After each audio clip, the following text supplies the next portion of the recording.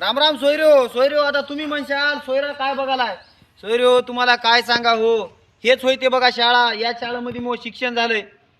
गेले ते दिवस आणि राहिले ते आठवणी सोयरे हो. तेव्हा बाप मला बकळ म्हणत गेला शाळेत जाय र शिक र. तेव्हा म्हणताना आपण शाळा शिकलं नाही. आणि आता गेलं तिथं सोयरेधारी म्हणालेत सोयरो तुमची एवढी हाईट हाय एवढी बॉडी हाय. तुम्ही काय पोलीसमध्ये हा काय आर्मीमध्ये हा काय. आता त्याला सांगायला सुद्धा मला लाज वाटली बघा सोयरो. म्या कशातच नाही हो. तेव्हा शाळा शिकलो नाही. मग बापानं काय लावून दिलं शेताकडे काम. 4-5 म्हशी घेतल्यात. एक ट्रॅक्टर घेतलाय. मग शेताकडलं सगळं काम लागायला. मग आता काय शेण काढावं लागालंय दूध काढावं लागालंय. सोयाबीनचे गोटोडे व्हावं लागालेत. आज ध्यान आली शाळेची म्हणून शाळेकडे आलो. खरंच्या मायला काय शाळेतले दिवस होते हो. मग आता कंड मोकळा व्हायला बा काम करून काम करून. तेव्हा जर शाळा शिकलो असतो तर चांगल्या पोस्टवर राहत होतो. आता काय आता कशातही काही नाही उग होय.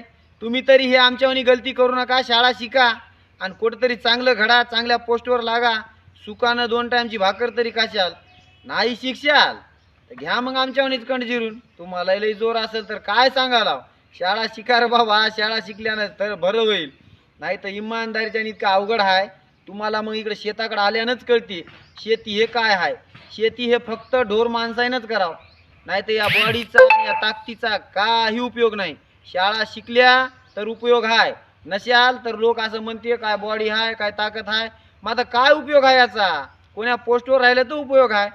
जाऊ दे आता काय करावं. ही आपली शाळा होय. इथंच आपलं शिक्षण झालंय. कशी आहे शाळा काय नाही कमेंटमध्ये सांगा. ध्यान आली आज आलतो. भेटतो पुढच्या व्हिडिओमध्ये. राम राम.